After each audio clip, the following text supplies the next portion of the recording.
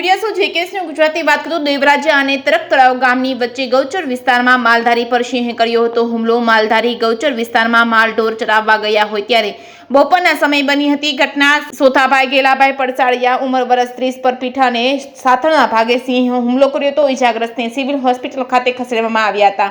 ગામના આગેવાનો અને સિવિલ હોસ્પિટલ ખાતે દોડી આવ્યા હતા. જેકેએસની ગુજરાતી સાથે જૈનિક સુજિત્રા, અમરેલી.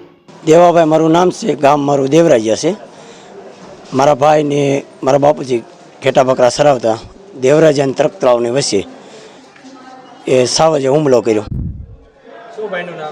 ભાઈનું નામ સોથાભાઈ ગેલાભાઈ પડસારિયા. એ પાછળના ભાગમાં બેઠકે સાવરી ઈજા થઈ છે. મારું નામ મયુર વેકરિયા, ગામ દેવરાજ્યા. શું બનાવ છે આજનો બનાવ એ છે, દેવરાજ્યાના ભરવાડ સમાજના લોકો જે બહાર ગૌસરમાં તરક તળાવના ગૌસરમાં તેમના પશુઓ ચરાવવા માટે ગયા હતા, તો ત્યાં સિંહે પાછળ આવીને અને હુમલો કરેલો છે. ઈજા ક્યાં થઈ છે?